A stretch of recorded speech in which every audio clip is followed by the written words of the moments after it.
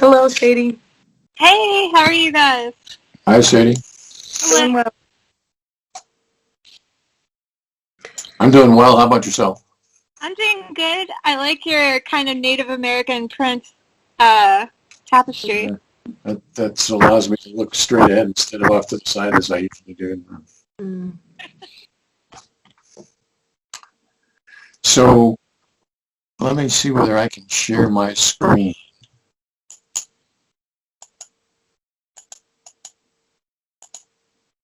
It looks like I can. Nice. So can you all see my screen now? Yep.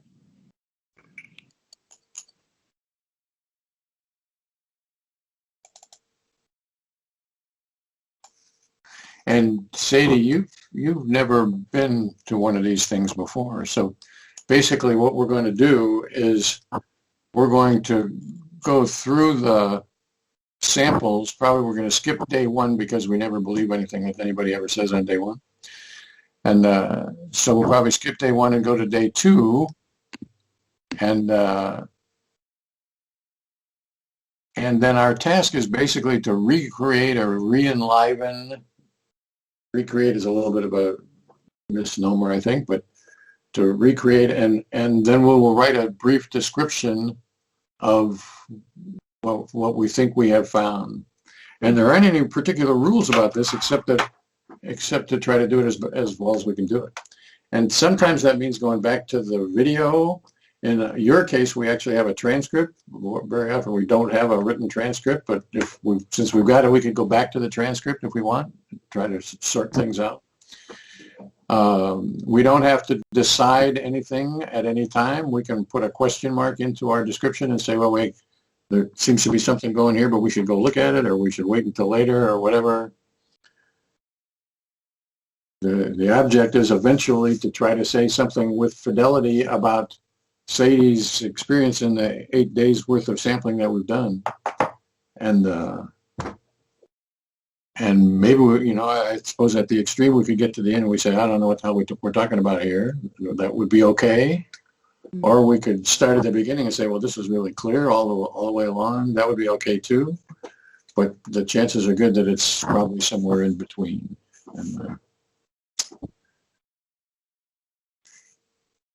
And our task at this particular phase, I would say, is not to try to improve the written description unless we think it has to be. We don't want to get lost in that level of detail, but we also don't want to believe that the written description is right. We wrote what we wrote when we wrote it as best we could, given the constraints of how much we knew and whatever. But we have to accept that, that maybe Alec and I didn't understand Sadie's experience, or Sadie wasn't yet ready to tell us about her experience, or some distinction that we learned how to make on day 4 or 6 or something we didn't know how to make on day 1, day 2. So with that said, shall we take a look at sample 2.1 and see what we think it happened here? Yeah.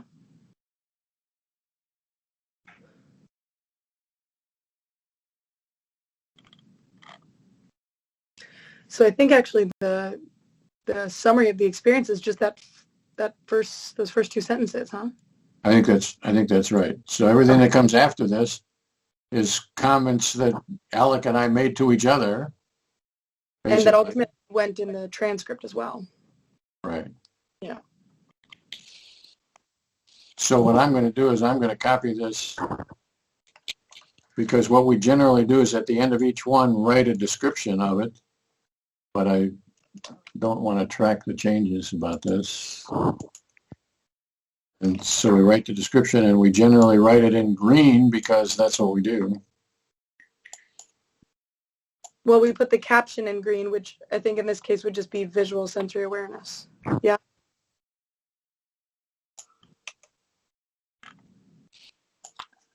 So apparently there it is, green.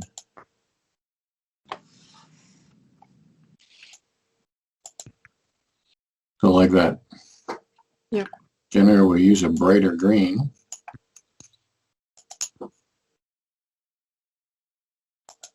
There we go. Yeah. And by sensory, do you know what we mean by sensory awareness, Sadie? Yeah. Okay. You And do have it, I think. I'm sorry? She does have a lot of it, I think. Yeah. Mm-hmm. But we will have to be making the distinction between a sensory awareness, where you're noticing the sunlight for no real reason. It's not like I had to step over the cement or whatever. Mm. It's just that you were attracted to the sunlight on the cement. And that's what we call a sensory awareness.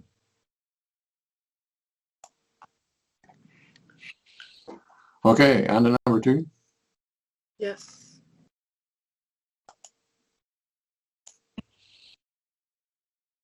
Yes.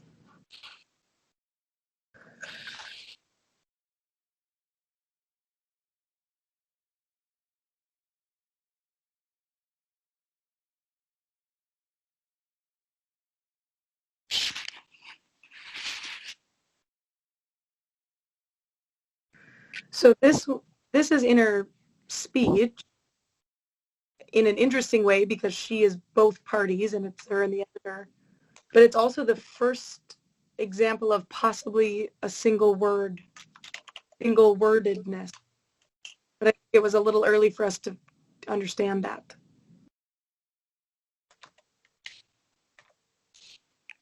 So I missed say that last part again. I said I think this is also the first example we saw of a single worded experience. Possibly. I mean, we weren't sure at the time of this one, but it was sort of up for debate. And then we do come to find that Sadie has those experiences where it's just one word present. So the question is whether the word "it" is one word. Right. Yeah, at this point I think it's a question mark, but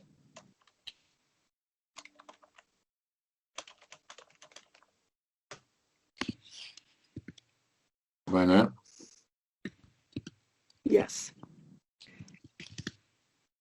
And then there's beyond that, then there is a wondering, Mm-hmm. which I think we took as what we call an unsymbolized thinking. Right.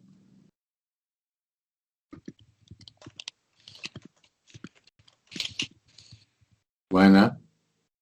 Yes. All right, on to number 3.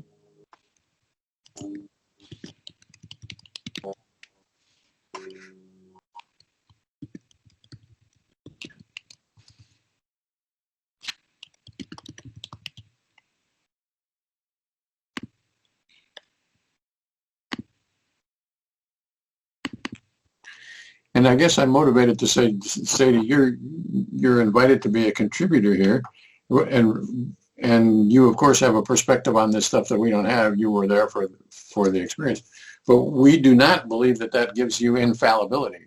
That just because you're the person, that doesn't mean that your memory is accurate.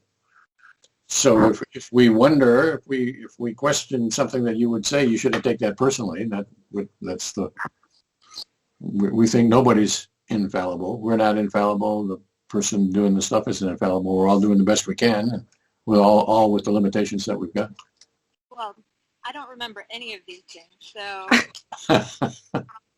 Well, that'll be interesting to know as well. It's that, what do you call it? Severely deficient autobiographic memory? Is that it? Yeah, is that unusual? Like, would you have remembered these things?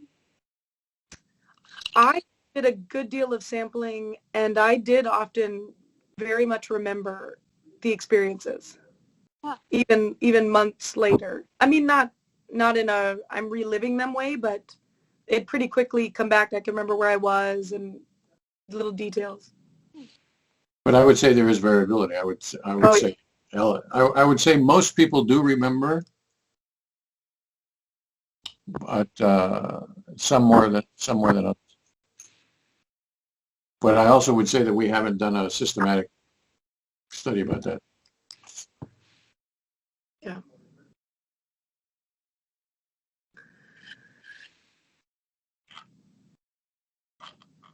So this is another one of those kind of complicated inner speech dialogues, but there's two of them, like two separate dialogues.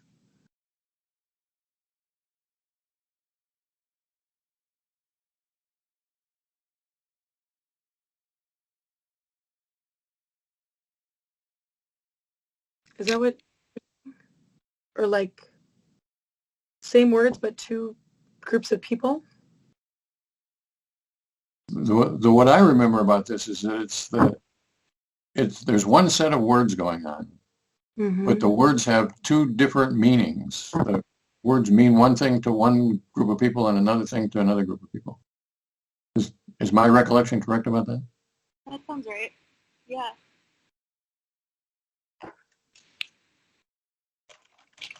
Yeah.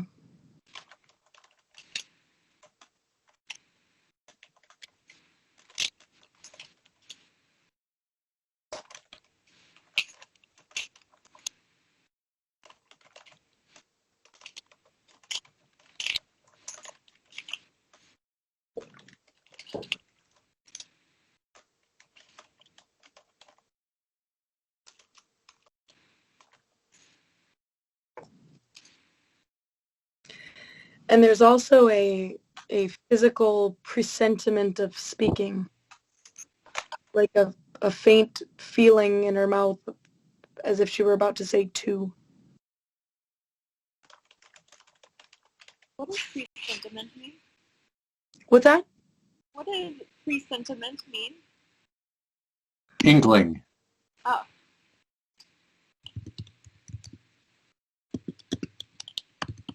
We don't use it as a technical term any more than inkling.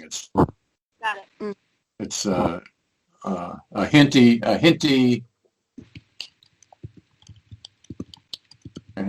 little bit.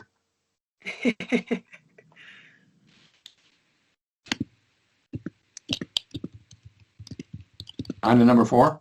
Mm-hmm.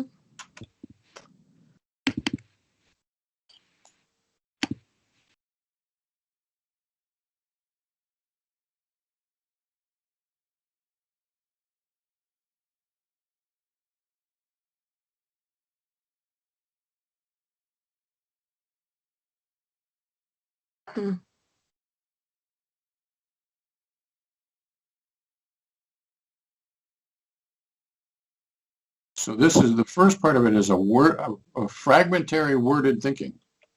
Right. Of a sound, but not innerly spoken or heard.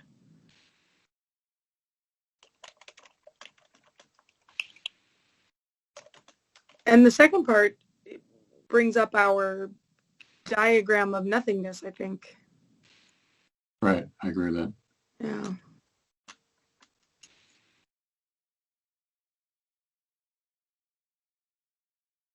Whether we were adequately I know. ready to make these determinations back on day 2, I don't know, but it is at least the beginnings of the nothingness. Right. So I'm a little reluctant to like pick a cell. to pick that's right, to pick a cell based on this written description, because I just don't think we know. And but there is something about, what do we call this? Nothingness / thinking. Yeah.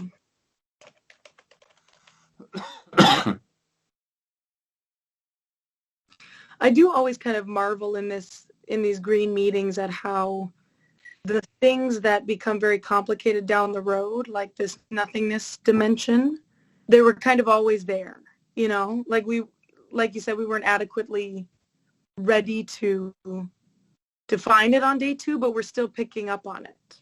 I think that's exactly. I think that's good. Yeah. And I think that's a strength of the method. I think it shows that we weren't blind to it on day 2. We were just dumb to it, I guess you would say, or ignorant about it, or something like that. We were. Right. So as best we could say, what would this be? This would be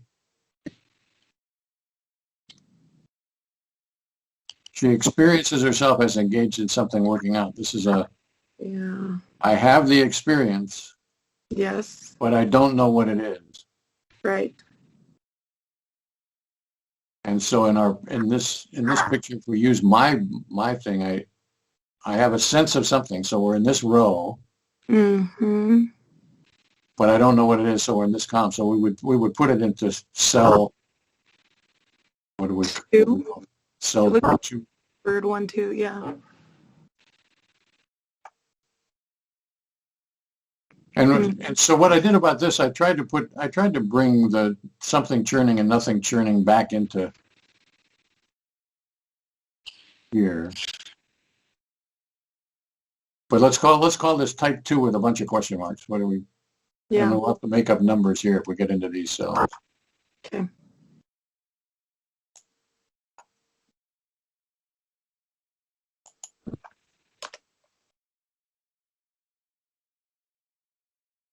I'm good with Find that. that? Yep.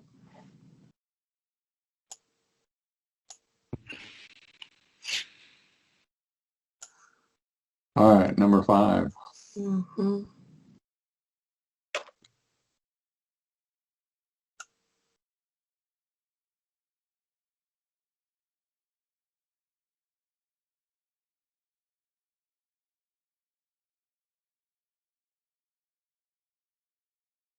So this is, I think, what we call words present, except they're really letters. Yeah. And again, she can have a non-voiced thing with like speaking characteristics. They're unfolding as if she was, saying them. It's a little different than other people's like words present. Yes.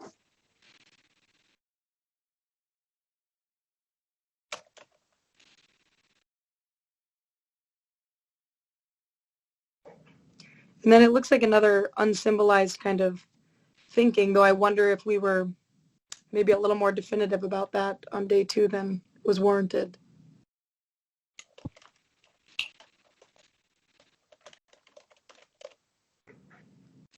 Well, maybe not.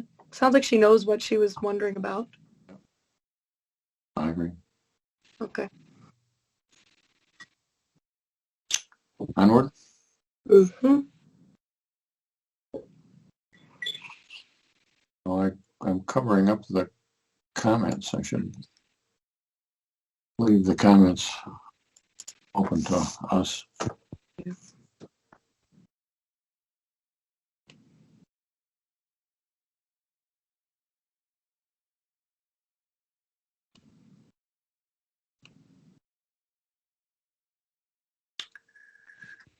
So this is an inner hearing without much question about that. Yeah.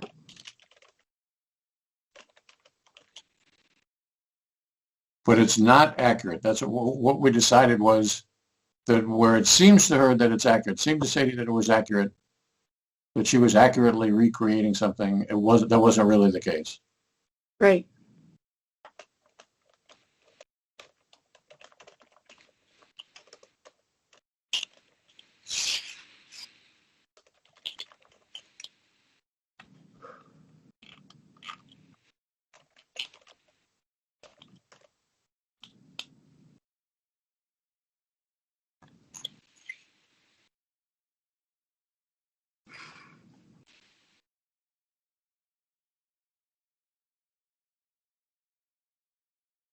Anything else to be said about that? I don't think so. There's day 2. On to day 3. Yes.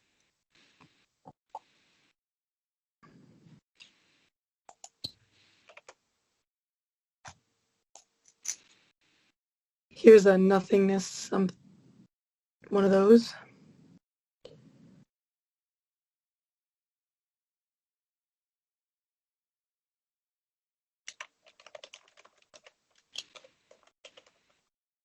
Are we going to call this type 2? I think so, right? Like she has the sense of thinking, but there's no content. Right. Yeah.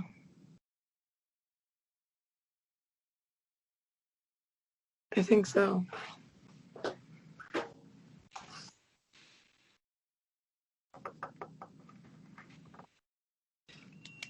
And then there's a sensory awareness. Yes. Bodily. Oh, no. Bodily and auditory.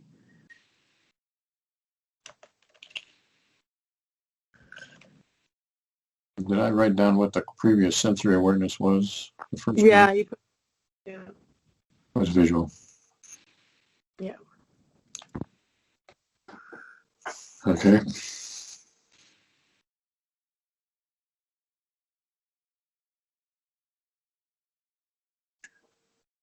So about the model here. So Sadie, you used the hourglass waiting symbol or whatever, Yeah. and I'm not 100% sure that you were consistent about the use of that as we went along. I was definitely not consistent. Okay. And when I say not consistent, I don't want to be taken as being critical in any way. I'm stating what I take to be a fact is that I'm not sure you were consistent about it. Maybe you were, maybe I didn't understand it. I was definitely not consistent because I hadn't broken down the experience of nothingness into all these different flavors. It didn't even occur to me as something that was possible. Well, I think that's the way the process works. So we're not going to fault you for that any more than we would fault ourselves for that. Hmm. For that. But what it does is that it makes it painfully obvious to me why anybody who rushes to judgment about something and makes thinks they got a handle on a phenomena early on in the game after the first day or two, they're just mistaken about that. It's a delusion which is dangerous for psychology, damaging to psychology.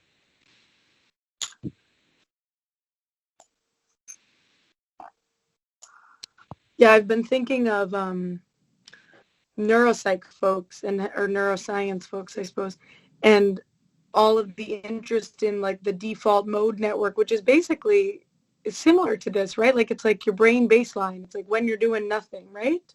Yeah.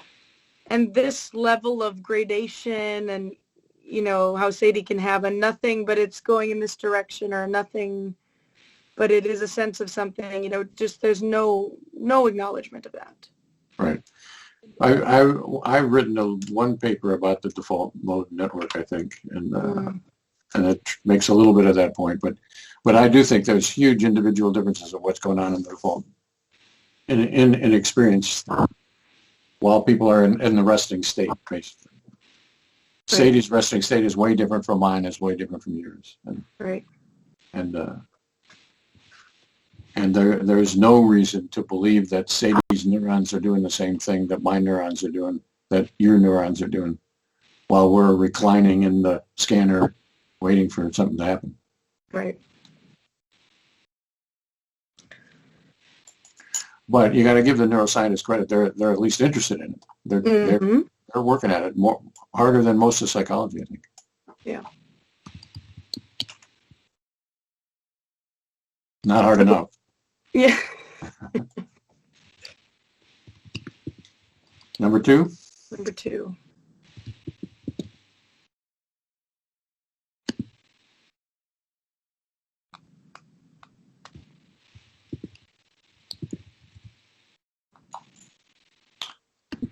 So this is going to be the same as this. Yes.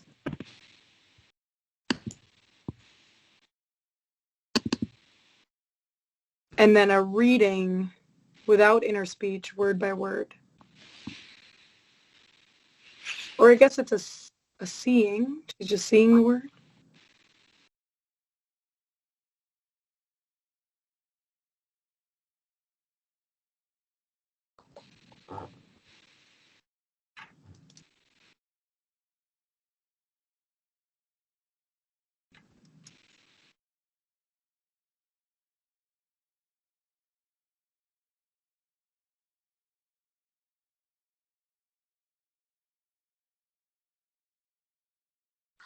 So it seems like it's more than seeing. It's seeing an understanding of the wordedness of it. It's not merely seeing this. So it's seeing with understanding. Mm-hmm.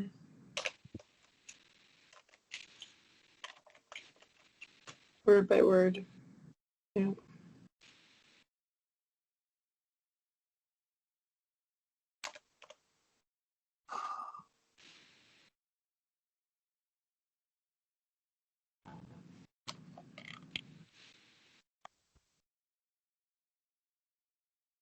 Okay, number 3. Mm-hmm.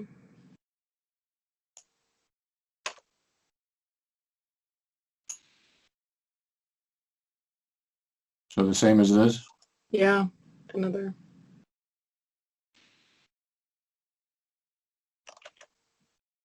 I would say, Sadie, your word by word experiences are kind of unique, pretty unique. Interesting.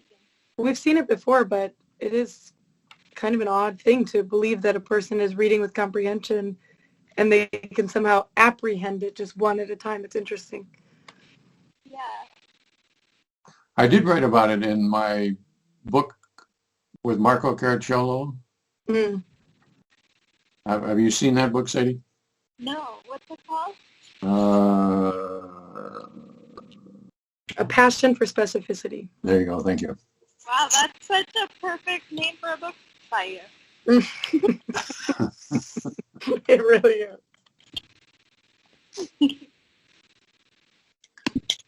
But there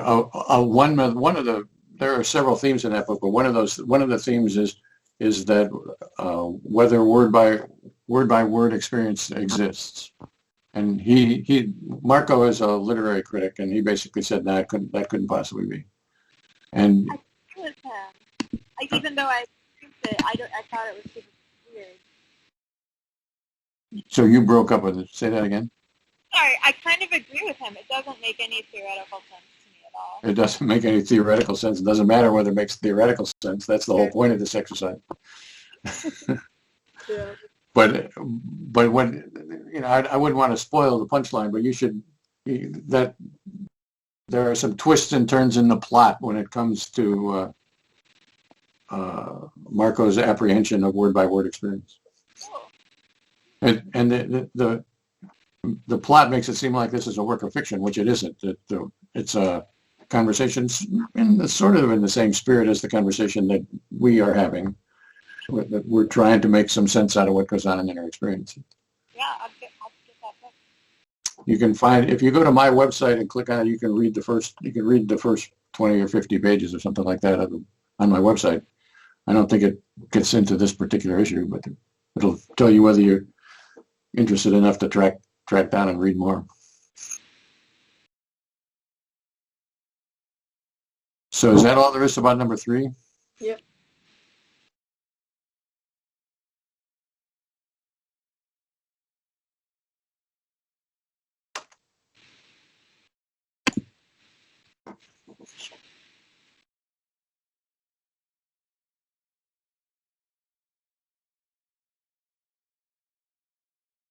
Mm.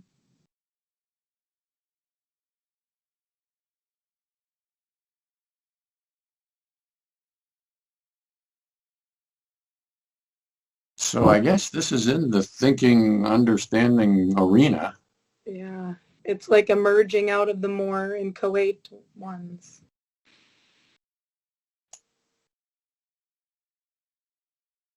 Sort of maybe over here, something like that. I know something about what I was thinking. I've got a solution. Yeah. Do you agree that is where it is?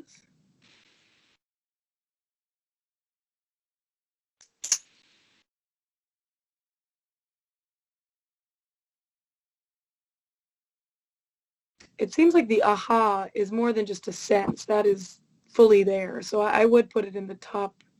The top row. Yeah.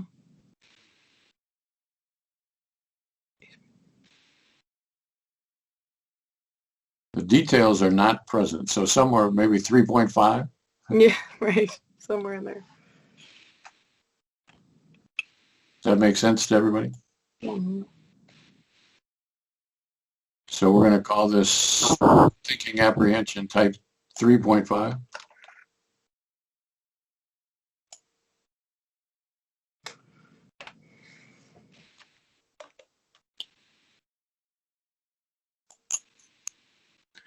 So I don't know that anything hinges on the numbers here, but we're trying to, seems like we're trying to paint the picture that we have been trying to paint the picture that there is a variety of levels of which experience presents itself.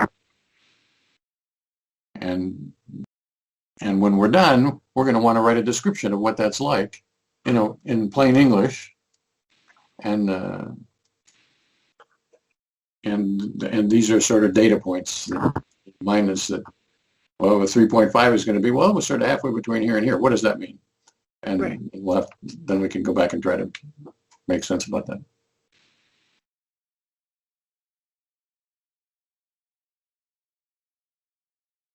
Which I guess is to say, I would not consider this a measurement. I don't think we're engaged in measurement here. We're engaged in the attempt to describe Sadie's experience. And any numbers that we use, 20%, 80%, whatever, are not measurements, but they're attempts at characterization.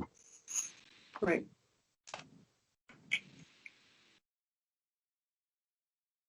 Well, 3.5 is quite easy, a bodily sensory awareness.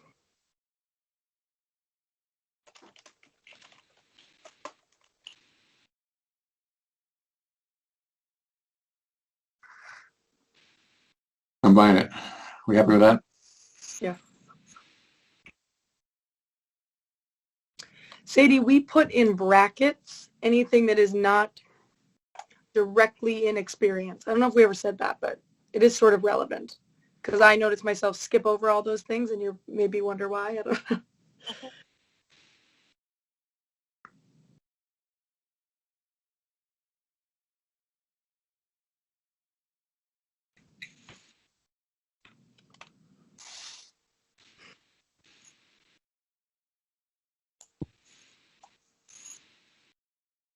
So this is that type 2, right? There's a sense, a churning, but nothing is present.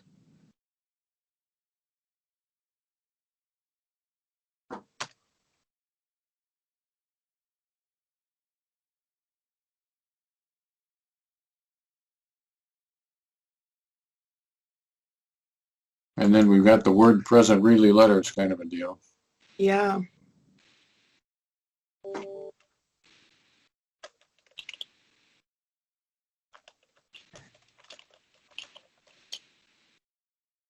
And then a minor bodily sensory awareness as well.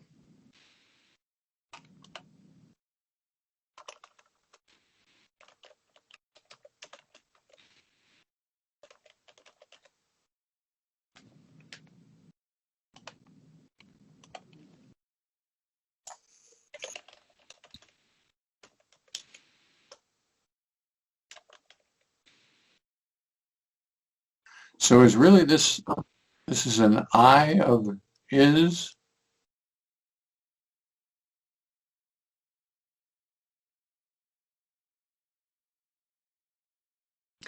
We sound pretty sure about it in the writing of it.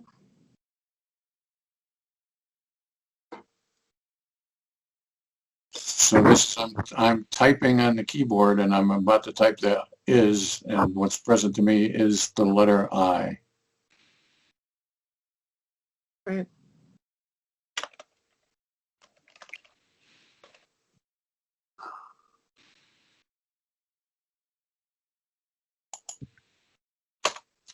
All right, number 2.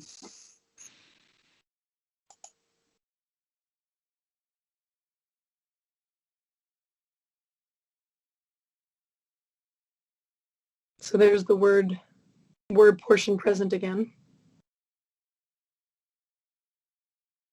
And are you typing again? Is this?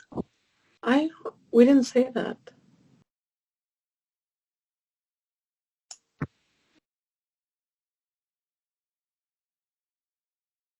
I don't know. Yeah. I'm going, oh,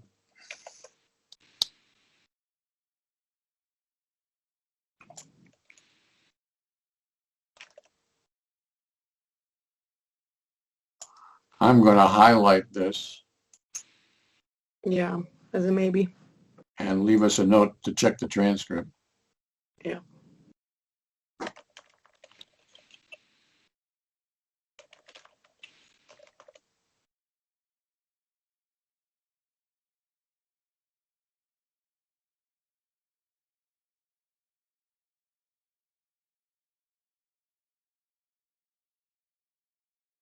And then this part here, Yeah.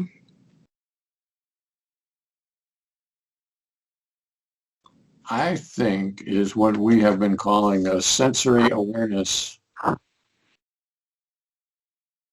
a creative sensory awareness. Is that what we're Creative, yeah. Is that right, Sadie? You had sort of imagined that shape. It wasn't like, or you were sort of creating the boundaries of that shape with your imagination, kind of? And if you don't remember, don't. Yeah, I don't, and I also don't remember. Okay. I thought we were pretty clear at the time that the shape was more a creation of Sadie's imagination than it was a region Right. on the screen. Yeah, And, agreed. and that's how we use the word creative. We don't mean creative as being particularly Innovative. Clever. clever. We don't mean it as being clever. We mean it as being Sadie's creation rather than apprehension of something which is externally present on the screen. You know what, though? I mean, I guess I figured that it was maybe just because the center of your vision is more, you know, your brain adds in all the details.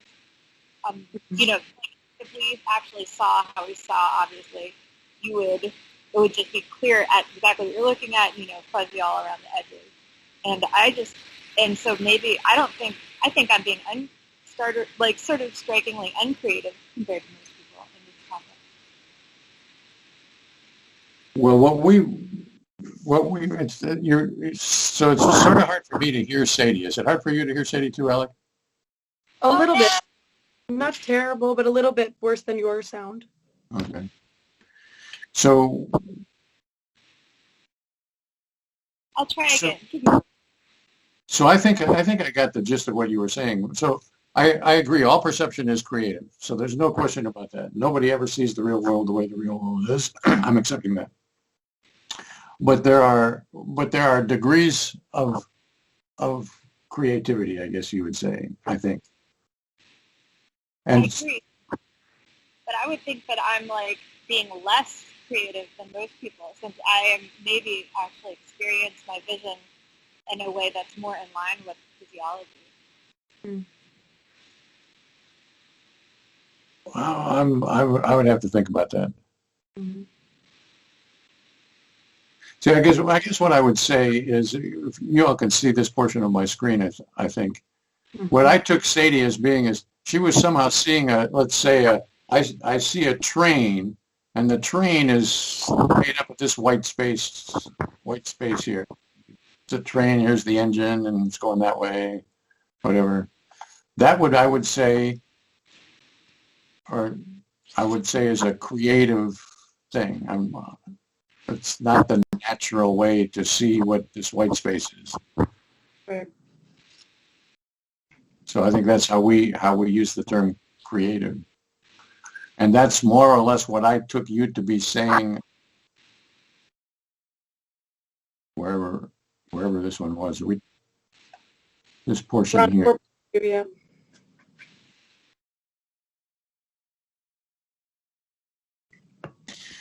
What that says about your physiology, that's an entirely different thing, which I have not speculated about, probably never will speculate about. You might find that very important, but it's beyond what, and it may very well be important. I'm not trying to say whether it is or it isn't important, but it goes beyond what DES does. DES tries to describe what the phenomena are and then let somebody else figure out what the physiology behind that might be.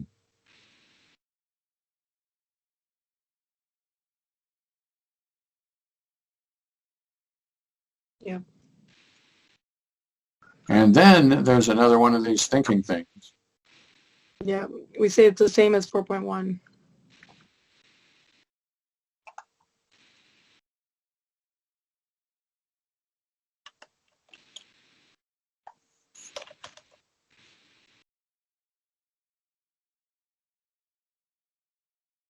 Onward. Mm-hmm.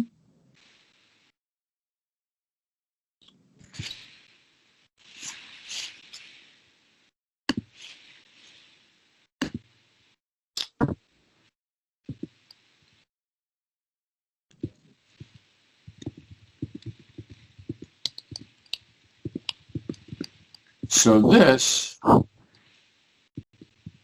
seems like more of the inchoate version. Like a down, okay. Like down in here somewhere? Yeah, very, very remotely thinking. Yes, I agree with that because I think that once Sadie brought in the word remote, I remember this. It was different. I feel like she was trying to convey this day. This is way far from my mind. This is not, and I could be wrong about that, but it does strike me that we started calling it that. So this is closer to 1 than it is to 2. Right. I think so. 1.1. It's more than nothing, it seems. Yeah, we say her experience is blank, nothing in experience, but she retrospectively recognizes herself to have been thinking. Yeah, that's pretty much 1. Yeah, maybe it is 1.2, I don't know.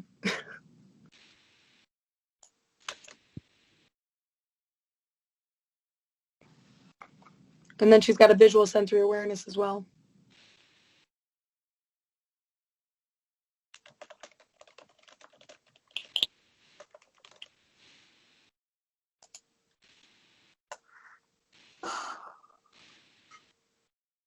Yep.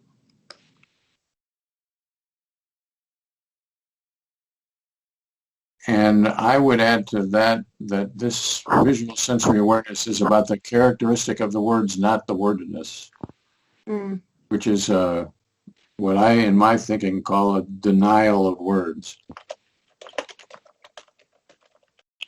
I don't mean anything more about denial than I think it'd be more frequent that people see a word as a word as opposed to seeing the visual characteristics of the word. Right. It's the Stroop test. Yeah, I'm pretty good at the Stroop test. Oh, really? Yeah. That's interesting. I just gave it to someone an hour ago who was very bad at it.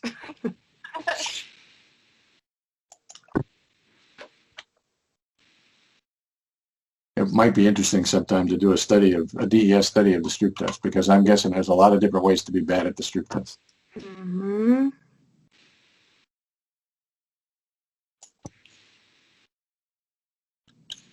Yeah, it would be.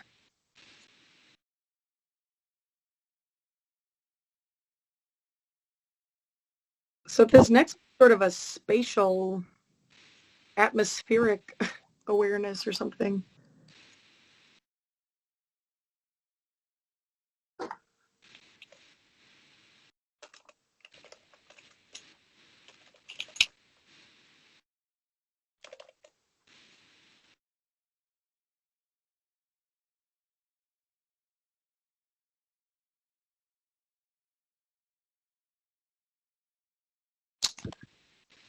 And for your benefit, Sadie, I'm agreeing with Alec that this is a fairly good description of what's going on there, and we don't know what that means, so we'll write it down, and later on maybe we'll figure it out, or maybe it'll just turn out to be, well, that was sample 4.4, doesn't seem to line up with anything else. We'll just forget about that. Right. On to number 5. Yes.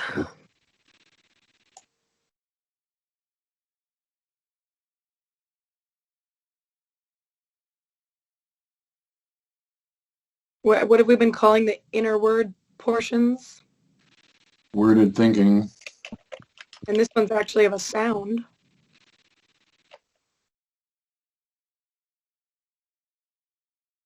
We've seen something like that before. The sound she had before.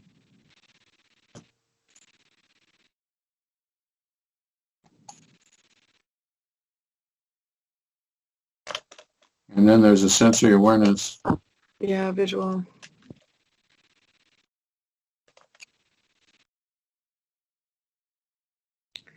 It is interesting. I would think that people who make comments about inner experience would say that someone like you, Sadie, who's a writer, ought to have lots of words and lots of inner talk, and you don't. And when you do, it's interestingly partitioned, and it's interesting.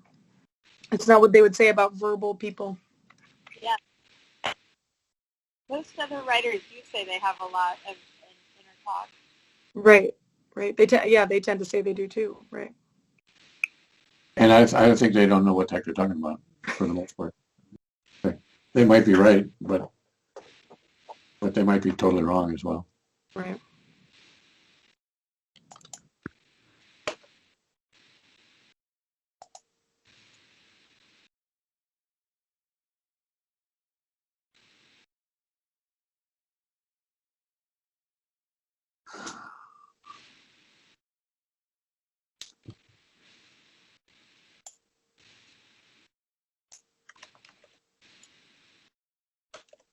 So same thing again, yeah.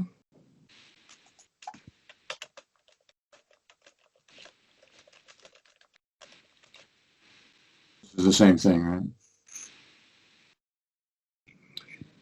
Yes. Well, in 4.5, I don't actually think she's reading about James Buchanan. I think she was just trying to think of the word. Or his name, I mean. Yeah. But in 6, yes, she's reading.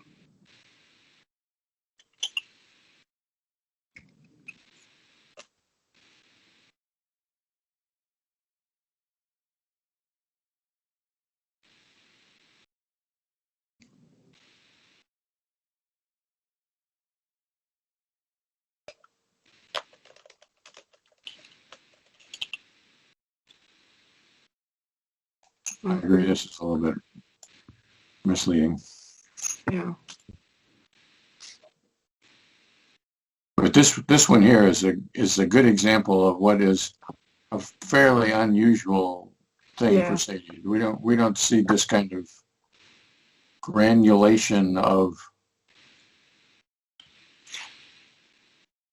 letters, word fragments or whatever. Right.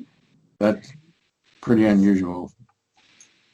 And then even the variety within the granules, in 4.5, it's a sound.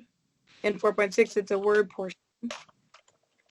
And I remember her being quite confident about that, and we apparently had no question about it. That's an interesting level of distinction.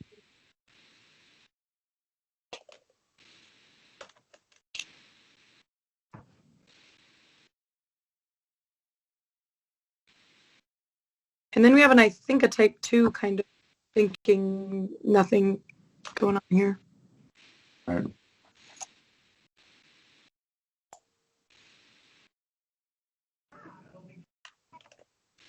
Type 2, you think? I think so, yeah. Sounds like she's thinking, but there's no content present. Okay. So that's day 4. It's now 1:50. Yes. Do we want to call it here? Do we want to try to do day 5? I'm up for day 5. I can probably even go a little past 4 o'clock my time, but I know this meeting can be tedious, so we can also chunk it up. It's always a bit of a labor of love here. So I've got the energy for day 5. Everybody got the energy for day 5? Let's do it. 5.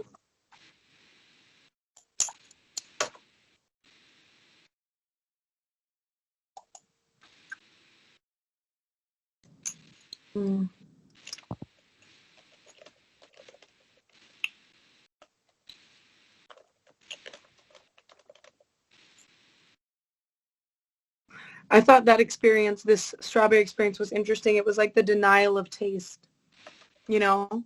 Like she's eating and she's into every tactile thing you could ever be into, but no taste.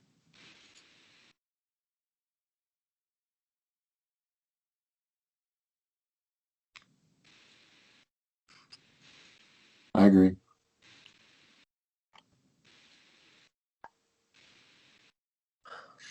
So Sadie, I will send you this document that I'm making. This is as much your property or more your property than anybody else's, I guess. So, and we're recording the whole thing, and so I presume put this on the web too. And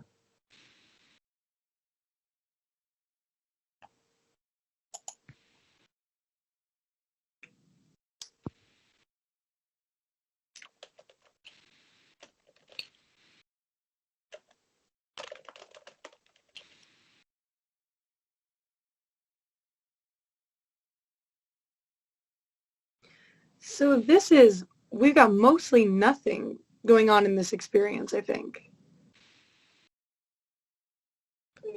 We've got 10 or 20% the brightness of the screen, less than 10% thinking hard,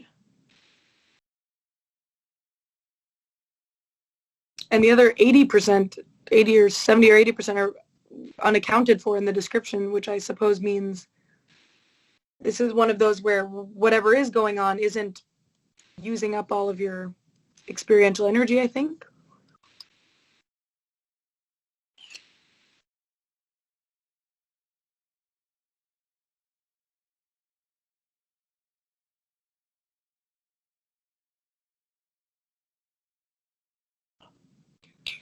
And maybe on day 5 we weren't ready to talk about the, a directly experienced nothing versus a inferred nothing, and because I think we get into that later.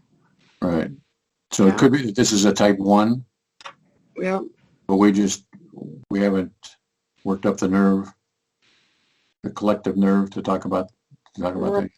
Right. I wonder about that. So where does it? So 10% brightness, I'm buying that. Yeah. And then less than 10%. Yeah. Thinking hard. Right.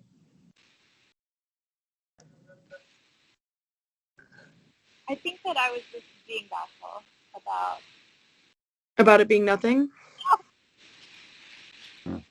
I'm guessing that's true. Yeah. And so it's probably really, what are we calling that? Type 1. But there is a distinction to be made between an experience nothing, the presence of nothing, and just an absence. And I don't think we do that here.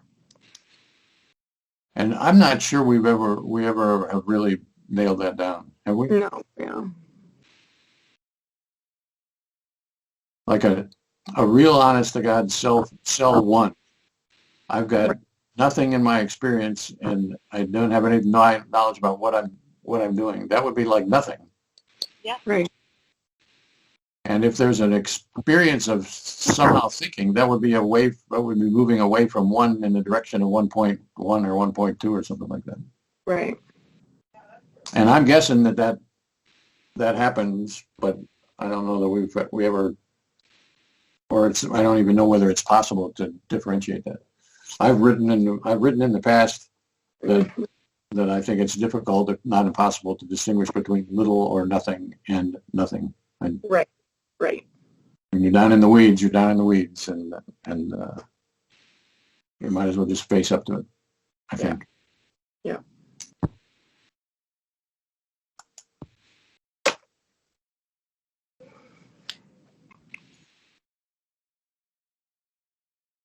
So this is going to be sensory awareness, visual brightness.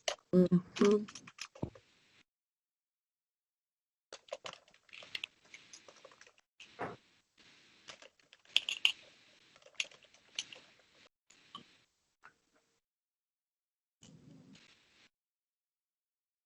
And then just barely above a 1, it sounds like. This is like a 1.5.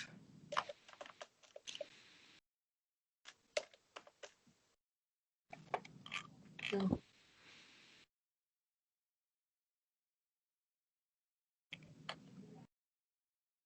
Okay.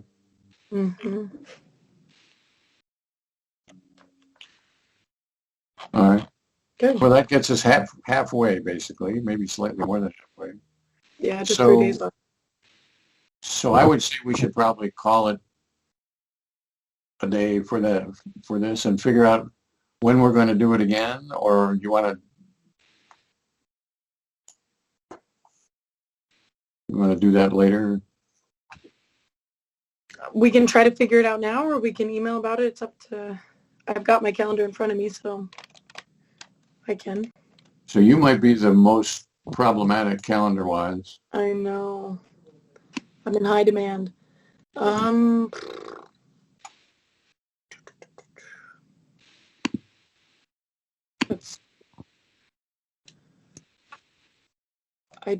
Okay, you could not do those times on Friday. Actually, what was the times again? Yeah, Dr. Hilbert couldn't do it, I don't think. Okay, you weren't talking about. That turns out to be actually a pretty complicated day for me. So, Okay. but starting at 11, I should be good. But I could do it like 11 to 12. That's my 1 to 3. I'm with a patient. Let's see. Then next week. Yeah, maybe next week. Gosh. Or Thursday. Thursday I could maybe do 2 o'clock, but I'm waiting to hear 2 o'clock my time, which is noon your time. But I am waiting to hear back from someone about that. So maybe I'll just email y'all because I should hear about that soon. And okay, I could do noon on the 29th, Thursday the 29th. Okay, I will let you know as soon as I know about that. And can you do that, Sadie? Yeah.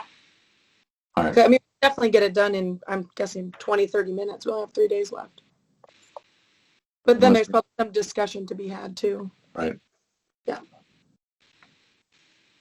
Cool. So you're going to let us know about that, and if not, then you're going to suggest some times for next week, I guess. Yes, definitely. I will do that. All right. And Sadie, if you've got questions or comments or whatever about this process, you could ask them now or later or whatever turns you on about that. Okay. Well, I asked it. Okay. Good deal. All right. Thank you all very much. Yep. Good to see you guys. See you. Bye.